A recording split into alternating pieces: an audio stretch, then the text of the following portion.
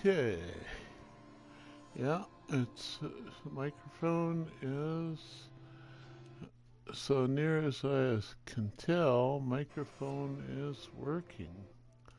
Let's see what this says.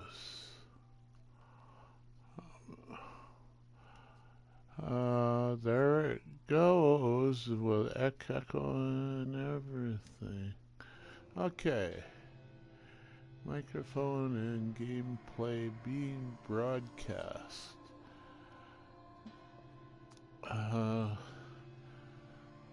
Finished the Quicksilver mission. It was clear up an infestation of giant worms. And we got a viewer. After 1 minute and 10 seconds. Oh, and the viewer is gone. I wonder what that was. Oh, Marty plays. Good and happy Sunday, Typo. Thank you, and the same back.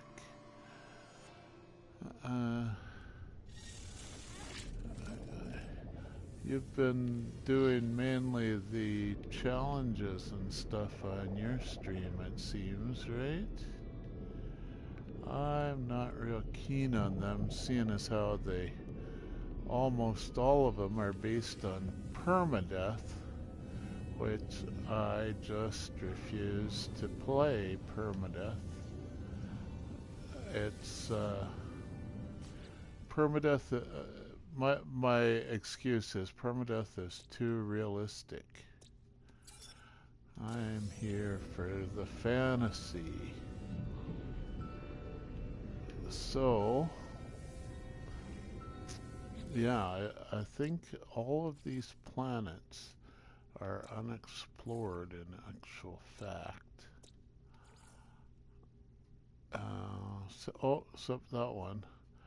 It's got 2 species left to discover, both of which are underground. So we'll pass on stock 13. I've already done that. No life on that one. Gahoo or Gahow or something. Sun 7. That looks like a good one to go to. Sun Nun. And this is a single species on the ring planet. Maybe do that one first and oops. The Fugitive finished the first streamed one on Friday, 40 hours. Yeah. Of course, that's... Oh, shock and awe. Welcome.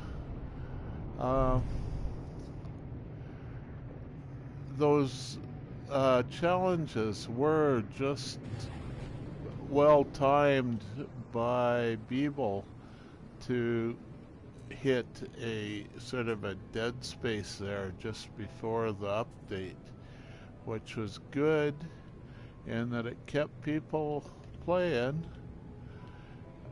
I didn't need them to keep playing, but it kept interest in the game and stuff while we're waiting for the update.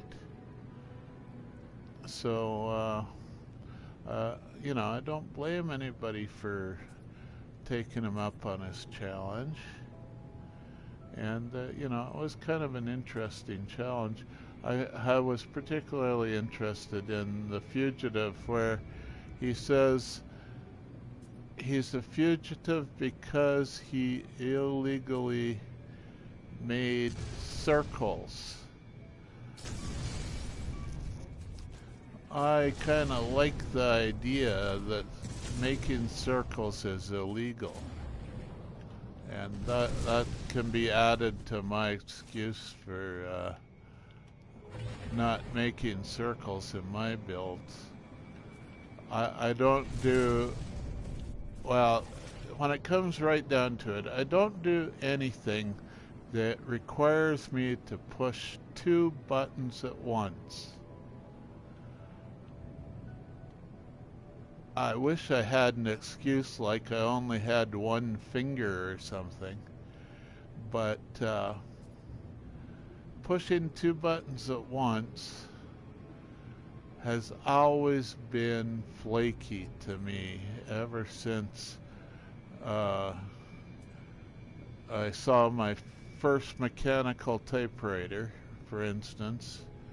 You push 2 buttons at once and it would jam.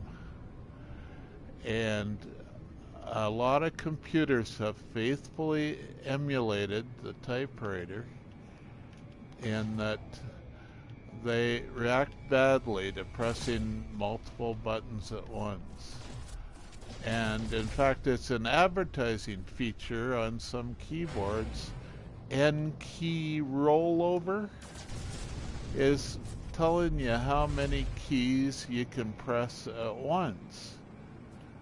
Well, I don't care to look up the documentation for my keyboard every time I want to type something. So I just assume there is 0 key rollover on any device connected to a computer that I care to operate. Even if I, violate the rule occasionally. That's my excuse and I'm sticking to it. So I don't do glitch building, I don't do that fancy jump and shoot and turn sideways or whatever it is that lets you jump faster. I don't do that. Because it depends on the timing of pressing 2 keys at once. I just don't do it. It's like inviting bugs into your computer and say, hey, come here. I want to see if you'll blow up or crash or corrupt my save files or whatever it is you do when you crash. Of course, as a programmer, I know that once you encounter a bug, then anything can happen. It can erase files, it can go off on tangents that you never intended, can do the opposite of what you told it to do. Bugs invite disasters. The fact that most bugs are minor, they just actually do something that you want them to do in the case of glitches and the shooting jumps. They have beneficial side effects, but the second point is I do it, but certainly not always successfully. These old fingers don't seem to work yeah. Well, I could use that excuse too, that my fingers are starting to get a bit old, but the other thing is, just because you found one side effect of this bug, which is a bug in timing in the keyboard or the button handler, that it does part of an action, then it's interrupted by the second key to do part of an action there. You found that one side effect of this bug, it doesn't mean you found all of the side effects of the bug. There could be hidden side effects, such as corrupting memory off somewhere that has no effect for 10 minutes, and then you crash. It could be because you're using glitch building that it crashed 10 minutes later. You don't know when it's a bug, right?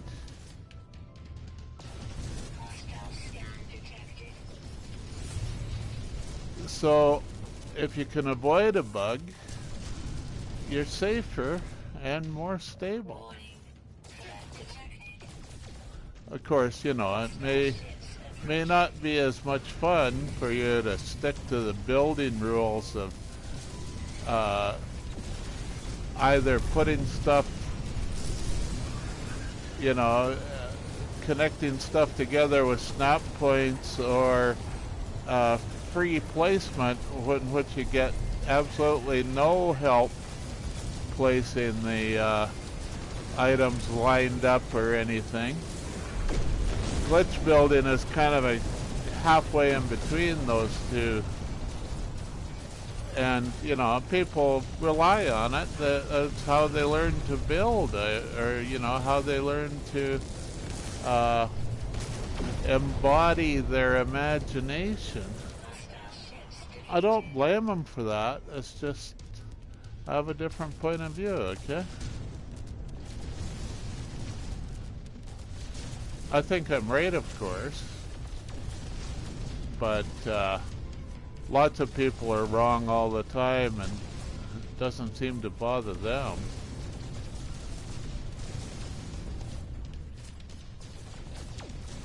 So why should I let it bother me? You know, and it's not that I never crash. Of course not. I still crash all the time, just like everybody else. I just think I may be avoiding the odd crash by avoiding such bugs. Glitches are a form of a bug.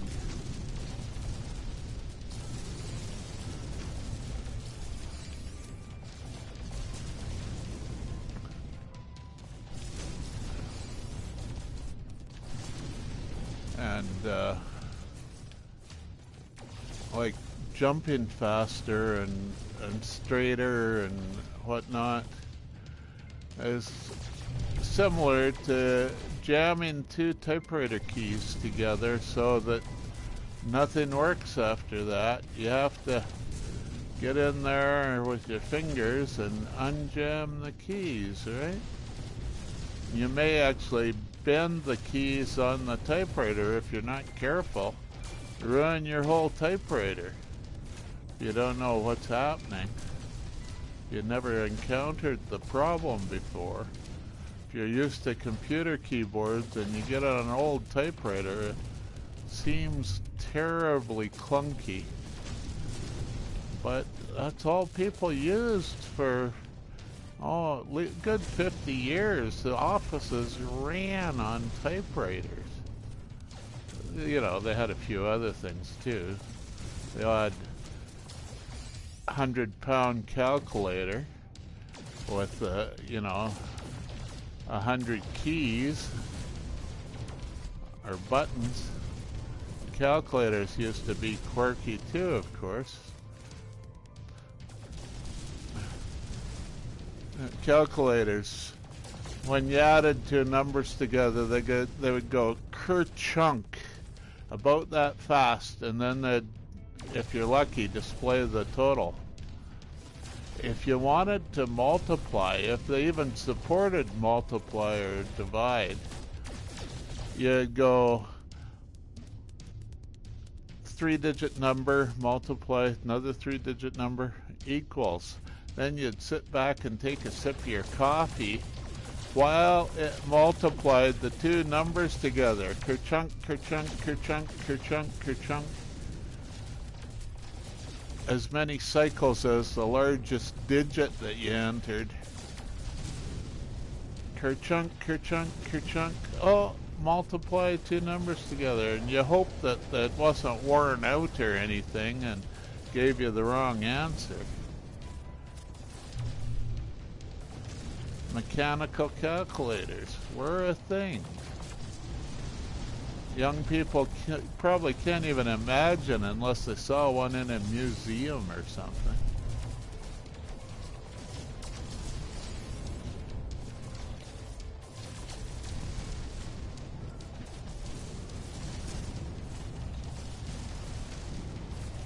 The old cash registers used to have a whole column of keys from 0 to 9 for each digit of the price that you had to punch in.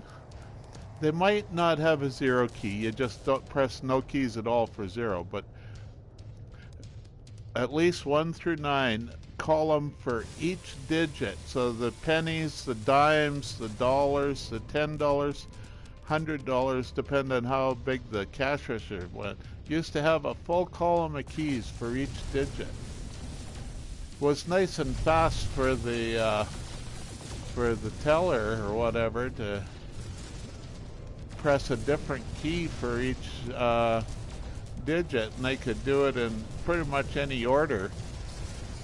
But then to actually ring in the item, you had to press yet another enter button. Current day calculators have a enter or plus or something that you have to enter as well, I guess, but you have to do the digits in the right order on an electronic calculator because it's only got one set of digit buttons to enter the amount with. You have to do it in their order.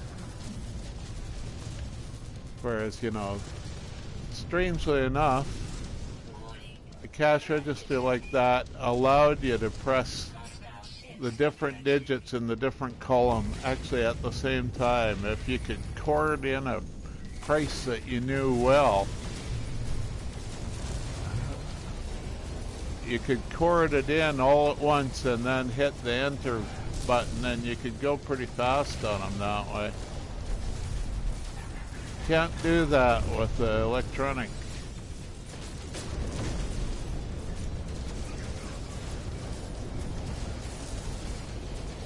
Or even, you know, a keyboard number pad only has one set of digits. Well, there's the other digits above the letter keys, I guess, but the number pad is a single set of digits. Am I losing this fight?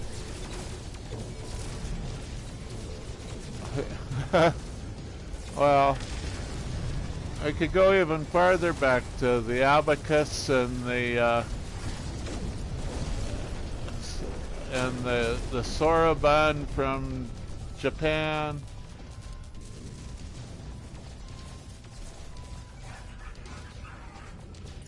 Where numbers are represented by beads.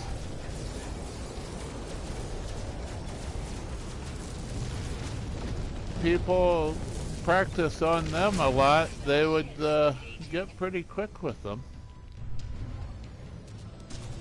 They could add and multiply, I guess they multiplied them. I don't remember how you multiplied on the bead calculators. If you want to figure out how far we come, think about Roman numerals. Roman numerals, and how would you do arithmetic if you didn't know Arabic numerals, only knew Roman numerals? They don't even, when they teach Roman numerals in school, because we still kind of need to know them, they don't teach you how to do a multiply in Roman numerals. And they, you know, they had to do stuff like that They thought they were just adding things multiple times or something, I guess. I don't know. But multiplying with Arabic numbers is kind of magic to someone who only knows Roman numbers. And of course, before the Roman numerals, there were Assyrian and stuff that they didn't even have the -1 codes that, or the -1, -10, -100 type codes that Roman numbers have. They just have 1, 2, 3, 4, and then 5 would be a new symbol, maybe. Some of them went right to 10, 1 to 10, and then 10 is a new symbol. And they would have, you know, doing a multiply would be, you know, you're a savant, a highly educated person that was able to do a multiply. An accountant or something that did it all day long. Some accounts are even set up so you don't have to multiply.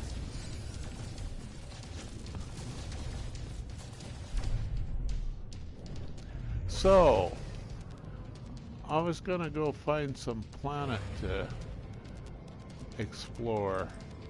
This one looks as good as any. Gahoo?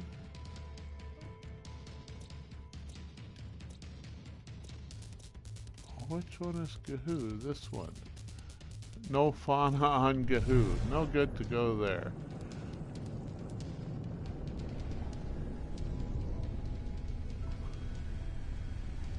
Glad? 8 creatures. Let's go to Glad.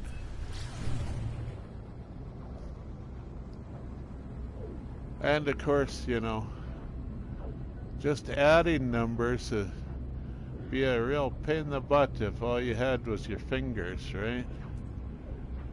You could only add up to pretty small numbers. Well, it's reflected in our names for numbers. We have the special names for numbers between 10 and 20. That's because they were separate numbers back then. 10, 11, 12. 10 wasn't special. It was no more special than 9. Just because we happen to have 10 fingers. 11 was just as important as 10 or 12. 12 was even more important than 10 in some systems. You know, the good old baker's dozen. Well, no, baker's dozen is 13. The good old dozen eggs, is because we didn't have a special number for 10. We just had a name for 10, 11, right? Boobies on boobies on an abacus if you turned it upside down like you can with a calculator. Well, that's the Arabic numerals again, have that characteristic. If you turn them upside down, they vaguely resemble an alphabet. There's different things you can write with Roman numerals, I believe, that get confusing because they look like words and they're not, they're numbers. The Romans didn't quite have the idea that you could have separate symbols for your numbers. They just reused their alphabet to grab some symbols from their alphabet. I think they're roughly based on the names for numbers that they used or something. I'm not sure.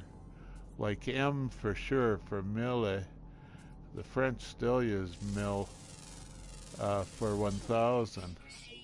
We use mil for 1,000,000. Completely confusing this year.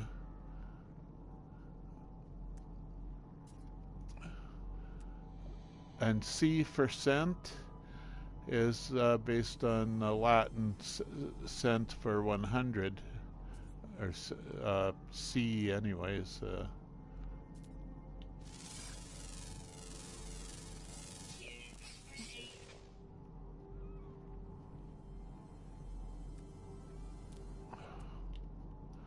Well, those must be behind the hill, yeah. That's...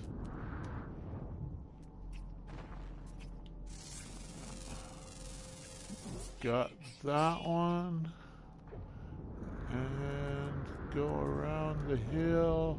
There he is. Just gotta target him now. Only his head glows. Some creatures are funny like that way. Most of them, the whole body glows, but some that just the head glows when you target them.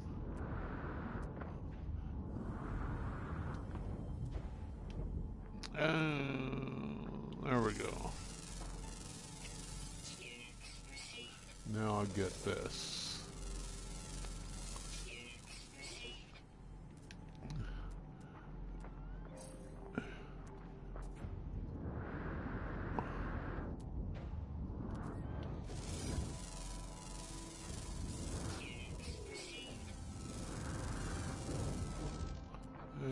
Two rocks just perfectly lined up to block my view of the...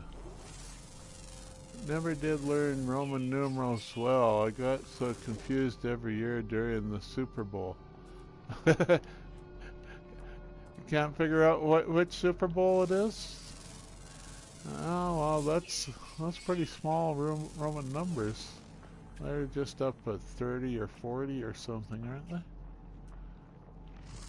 50? I don't know if they're at 50 yet. Maybe they are. I'm not a big Super Bowl football fan either, so...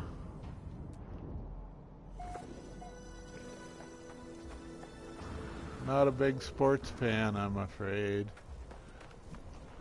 I've always been much more interested in science fiction than in sports.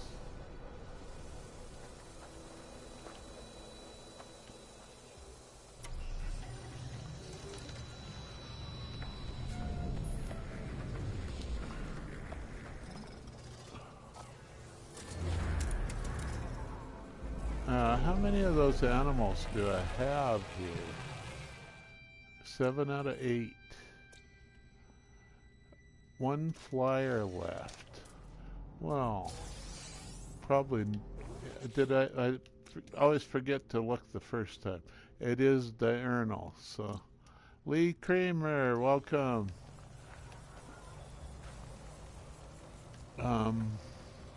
Wait for daylight to find the lost creature.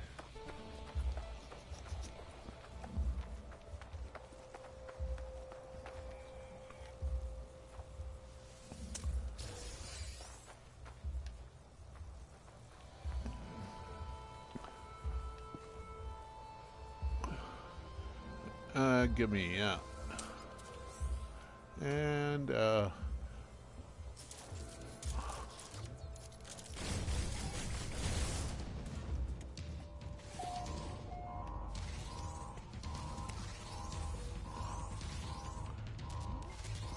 sentinels are coming. They're looking for you. Approach the terminal. Flashes expected to get red. Alongside is a warning I've not seen before. A warning in purple. Unexpected biological blockage detected power delivery network disruption. So, biological blockage of power delivery. Video feed shows small creature scrambling through the wiring below me, woken by a security alert. Choice of nesting location was unwise. So, a power surge or flush production? Let's do just a power surge. Blast the creature out of there. Yeah, roasted meat. Yum. System comes back online. Got 12.5 gigabyte update today on my PC. Yeah. Oh, a 12.5 gigabyte update. Well, I wonder if I'm gonna eventually get an update on PlayStation now. A weekend update.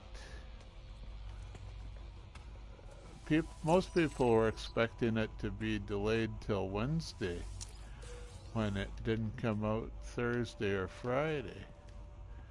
So I wonder if they're actually working on the weekend, eh? Apparently they are if they put out a PC update. Might just be their way of spreading out the update so it doesn't all come at once.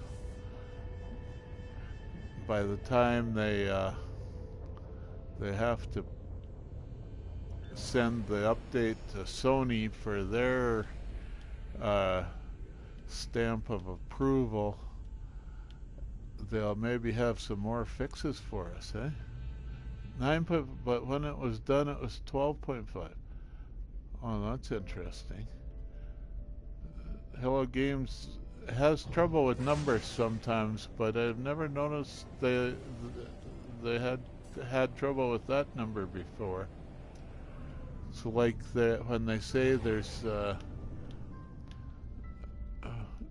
3 plants to discover and you're already on plant number 7, it's because Hello Games can't count, right?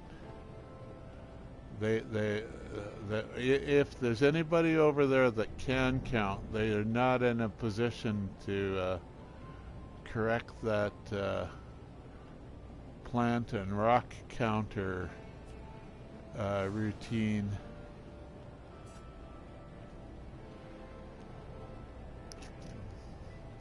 They can do some amazing things, but they haven't learned how to count. Maybe they should try using Roman numerals. It would be more natural to them.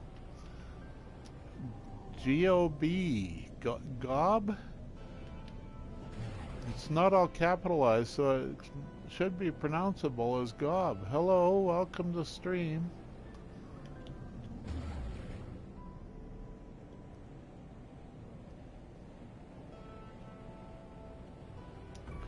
Now, I'm looking for one more flyer here, and then I'll be done with this planet. So, I'm going to land on this mountaintop if I can. I got the Dreadnought. Oh, you've been searching for a freighter of your dreams?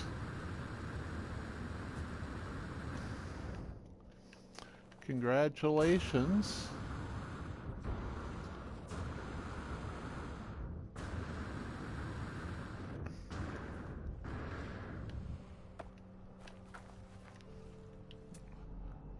So, nothing. Oh, yeah, 1 spawn, 2 spawn, some flyer spawn. We need another flyer spawn.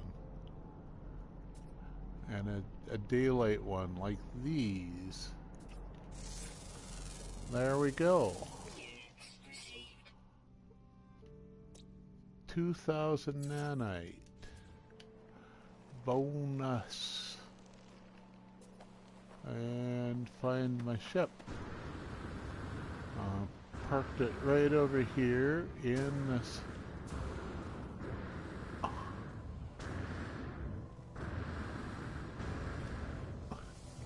Still building this little fighter up. It hasn't even got all its slots yet. It's got a few there, but planet under the belt, yeah. So if I go look over here, 969, 68, no, 69.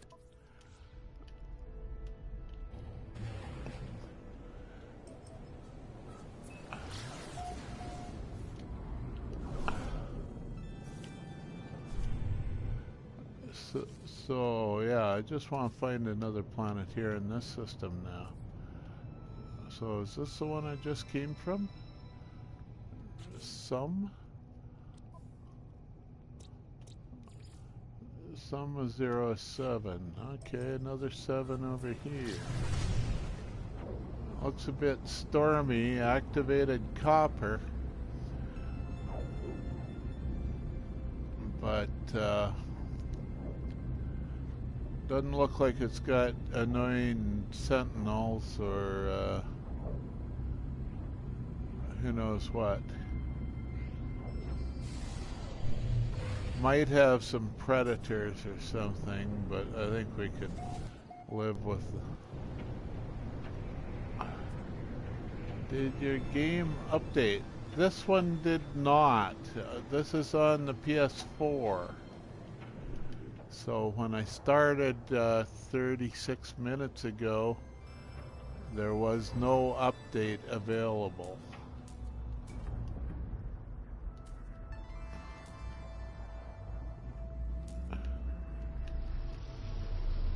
Yeah, nobody's noticed if there's a new expedition with the new update. You got an expedition? Or just update?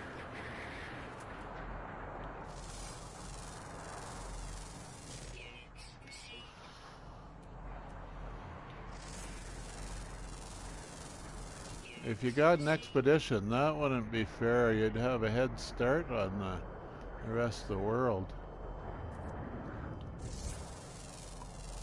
Was an update for Mac players. Oh, you're on the Mac, are you, GOB?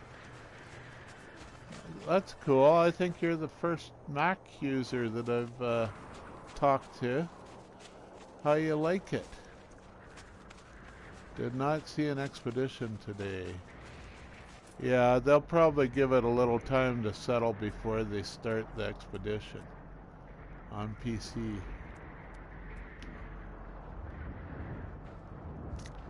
But you never know. They could fool us. Moose, you made it. Yeah. Welcome.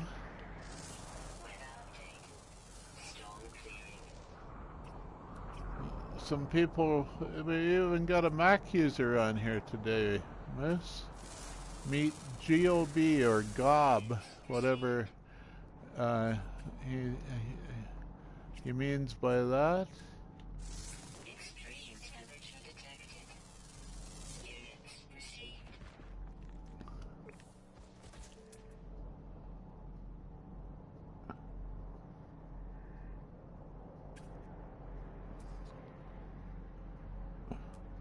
Yeah, I'm not sure if it's widespread, but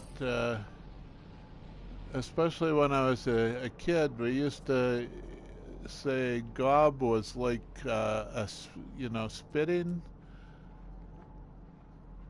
gob on the sidewalk, or if you're really rude, you'd gob on each other.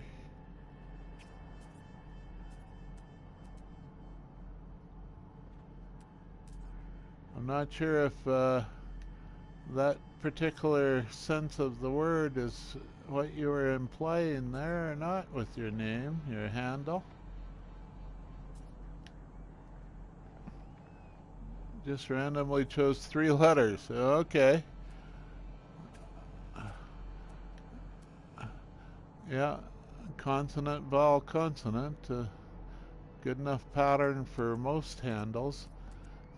It's nice to have a short handle anyway, isn't it? So it's quick to type.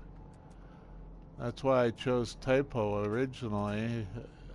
Had to add the digits on the end to make it unique. I wanted something nice and short to type.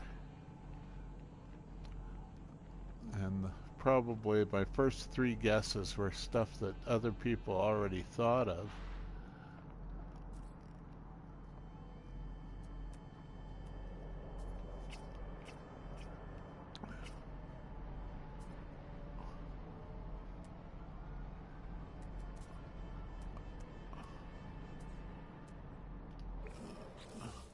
So 5 out of 7. Ground and ground. So I don't need to include the sky in my scanning anymore.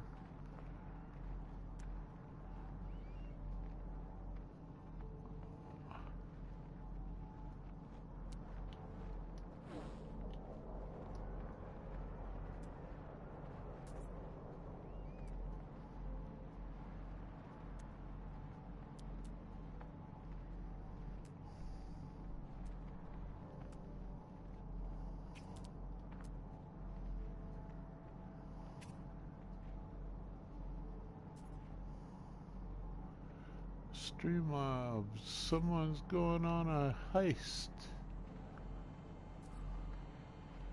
Scrolled off on me before I could even see who it was.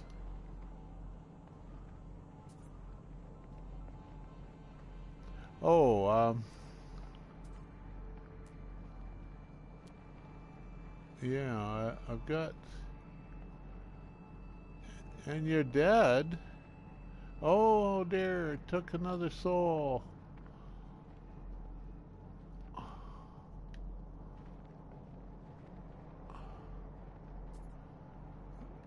Went to visit Davy Jones.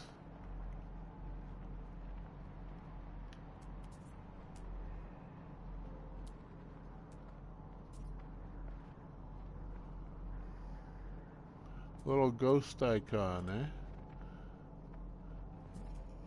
Yeah, well, we're happy to talk to your ghost.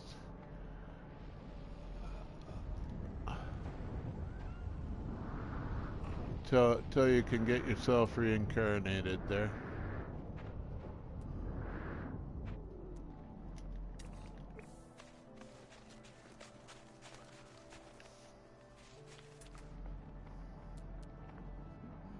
So I'm getting a bit more trees. Was that one? Yeah, that's unscanned. Units received.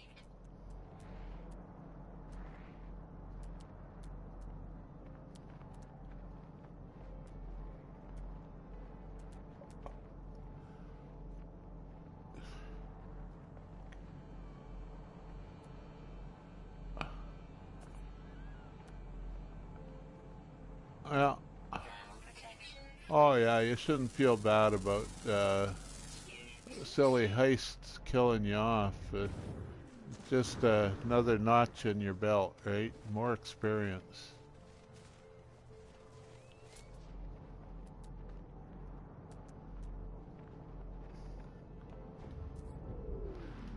I don't know if you've ever seen me. This main save has died, and it tells you how many times you've died when you die. I'm edging up on 200. So, you know, you can't get overly upset about dying. Not like real life. That's sort of why I don't like permadeath.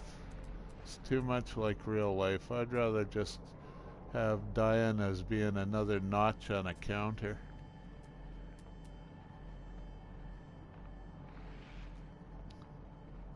Oh, there's a creature over there.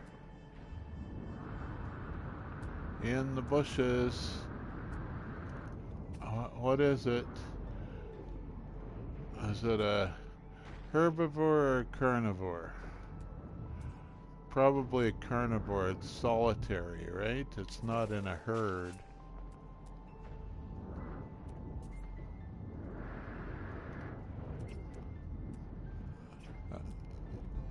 Oh boy, it's thick trees to blast my way through. Yeah, it looks like a wolf or something, or a lion.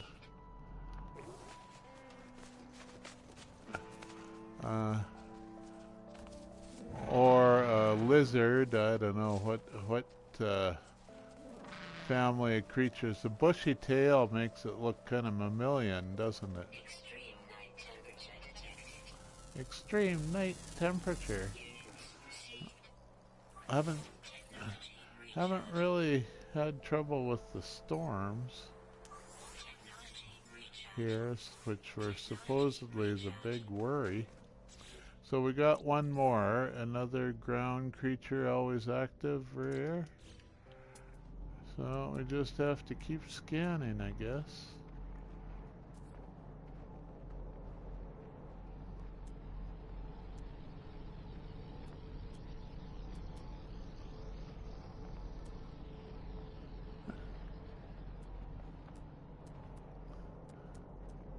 Keep our hazard protection stoked up. This winter climate.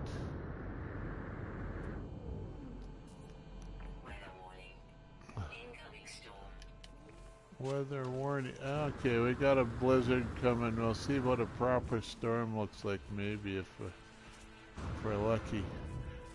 On the other hand, it might be just snowfall, and we can still see just fine. Heck, underground, we don't have to go underground for this planet.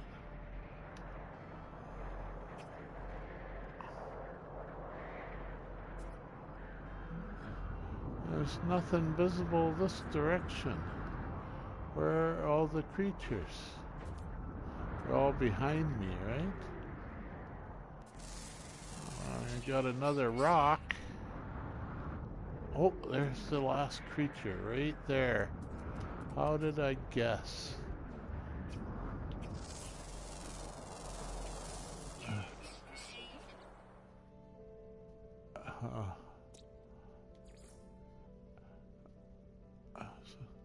Mutated turtle. Really fast looking turtle. Okay. Call our ship back.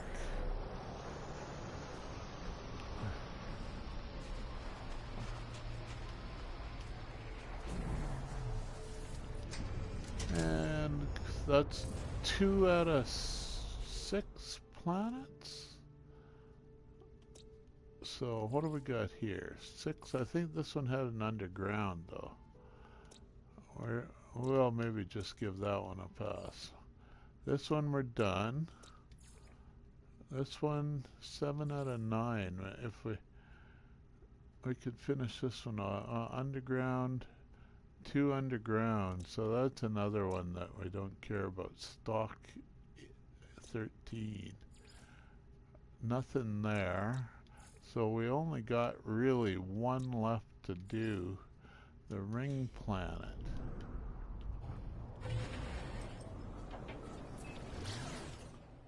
Extreme night temperature detected. Find the ring planet. Is it behind here? Yeah, I think it is. Or no, there it is.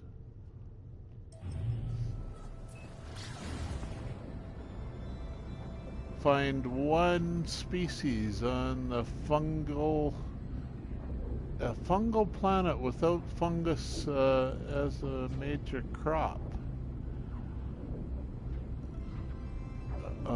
Some sort of fungal glitch planet type. One of the 11 glitch planets. Come on, I'm trying to... Insufficient fuel? That would be why. Right there, 0%. Now we can pulse. Still says insufficient fuel, but...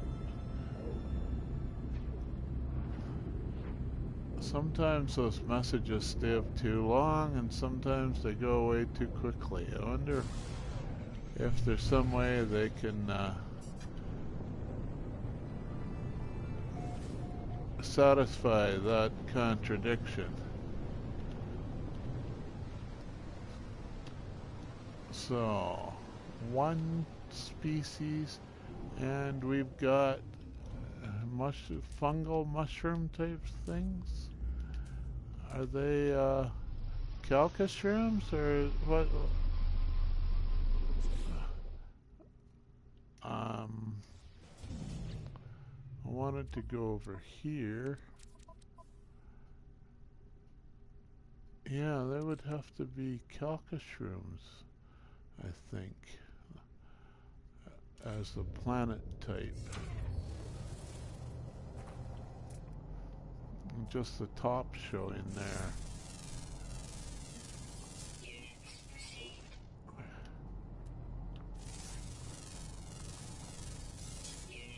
There's a closed one. Looks like an egg when it's closed. Of course, yeah, mushrooms kind of look egg-like sometimes when there's the one creature.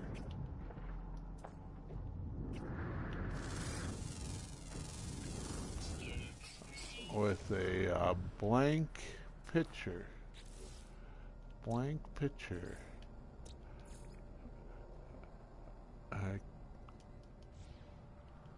A creature that has no image, like either perfectly camouflaged or totally invisible.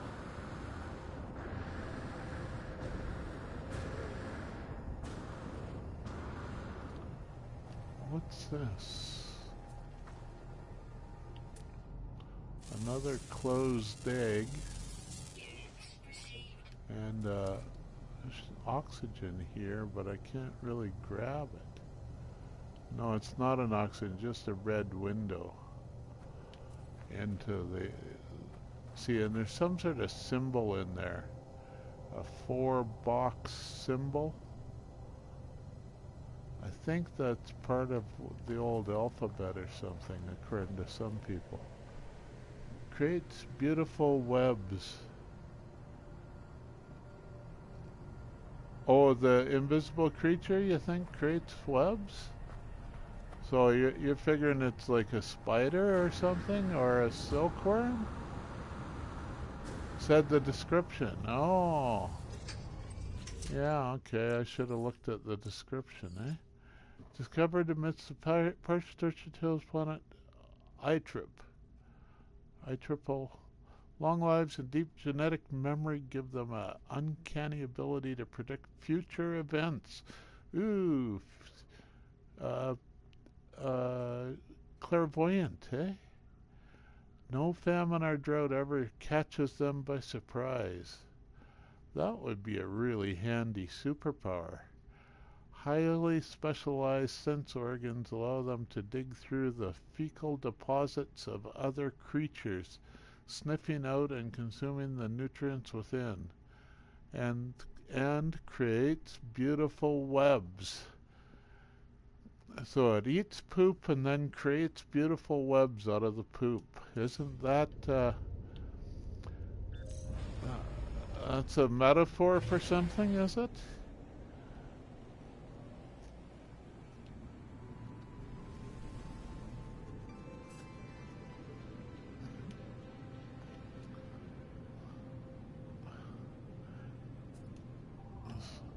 So I think we're done with this star system. We got a couple of incompletely scanned planets that we're not going to pursue the underground creatures on them. So we got 969 still. Okay. I think I will use my freighter warp engines to give me a little more range, and I want to use the freighter scanner anyway, so we might just as well come in and land.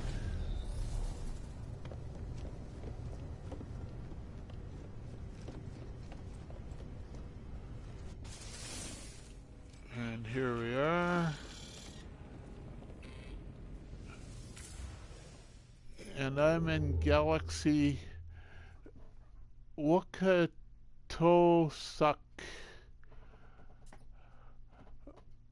Wukatosak. Anyway, in case you're curious, and want to come visit some of the sites that I show you, well, just head out to Galaxy Wukatosak or whatever. If you're into toe sucking or something like that, you might want to come out here.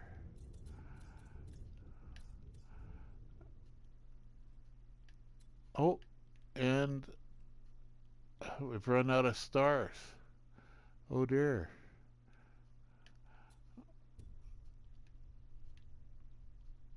Oh, and I'm back at the...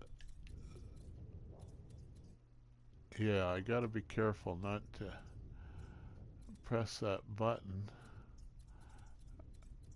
There's laggy jerking going on. What's going on? Is there an update coming? Okay, let's start searching serious here. There's a 3-orbit, 3-star economy of industrial cell 48 by minus 28 or minus 20 affluent system. Number 44. Where have I seen that number before?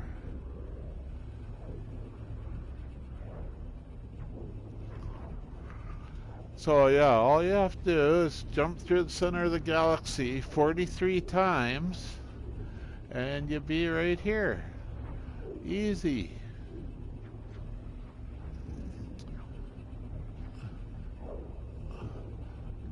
Now it's hung.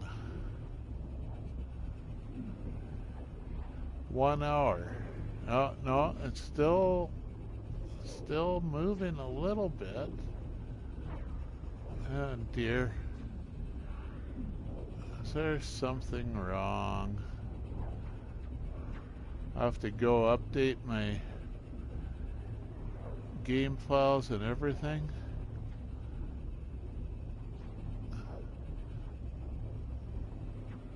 Oh no. Okay, it's kind of slow warping this way, isn't it? Pause for 20 seconds and then fly for 5? Did it catch up to itself?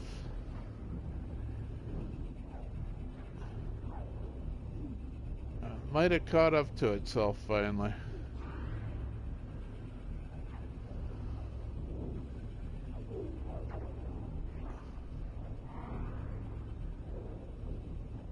Going a little smoother now.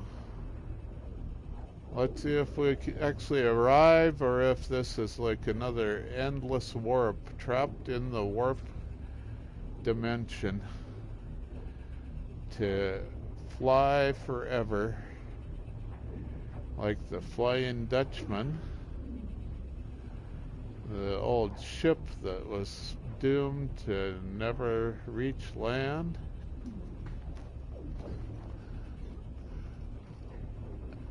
Moose is betting it's a forever warp, is he?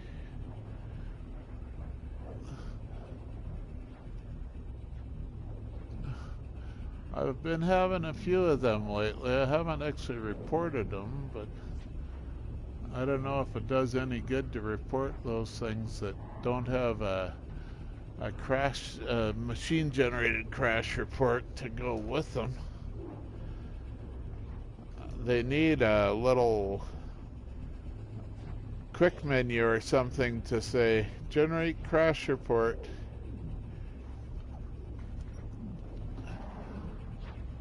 It is taking a little while here, isn't it? course, who knows how much those pauses delayed everything, and it may eventually unwind and arrive at my destination.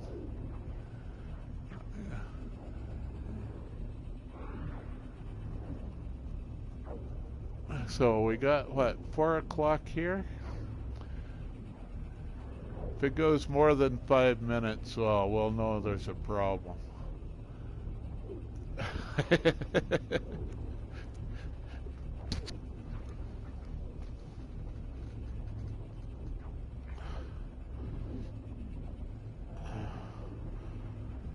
It's not looking good. I haven't even had the little stutter step that it does a couple seconds before it arrives.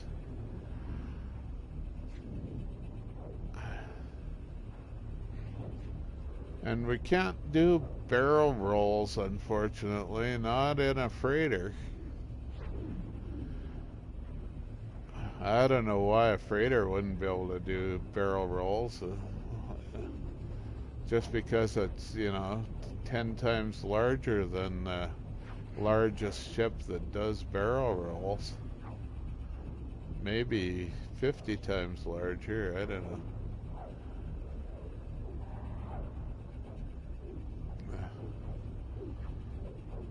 That shouldn't stop it, should it?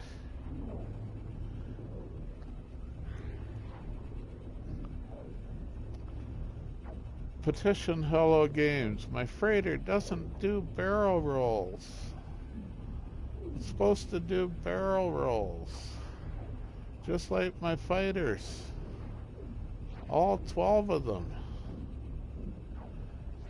Oh, one of them's a shuttle, but I pretend it's a fighter anyway, just to, keep my conscience quiet.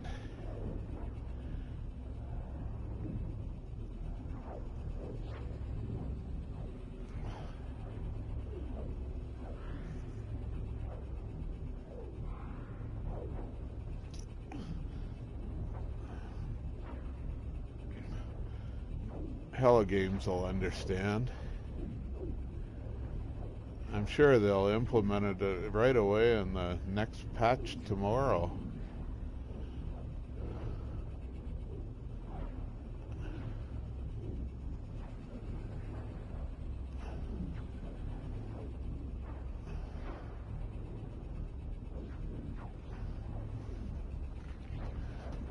If the Death Star could do barrel rolls, would anyone notice? Huh. A Death Star. Yeah, that was a space station, wasn't it? You will run out of fuel any minute now. Warp fuel? It only uses the warp fuel to get into warp, and then it coasts through warp dimension till it has to trigger. It just turns off the warp to pop out of warp dimension. Doesn't use fuel to coast along like this. If it was doing barrel rolls, maybe it would run out of fuel.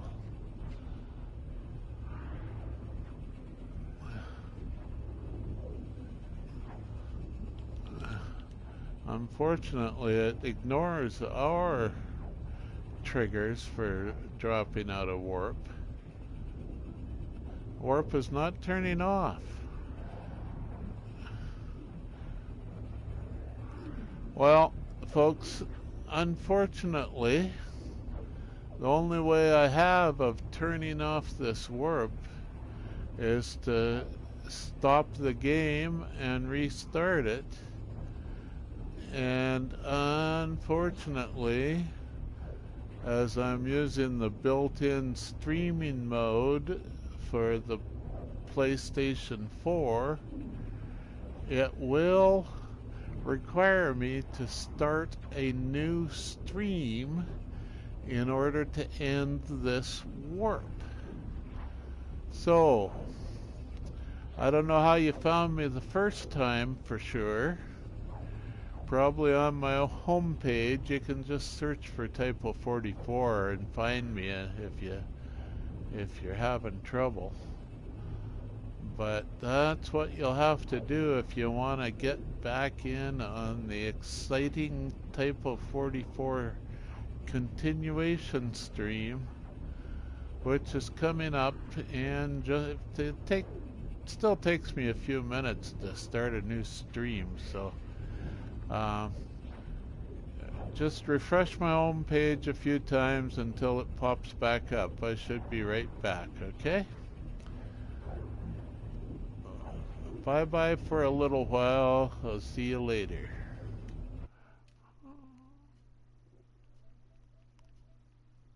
Um, there we go.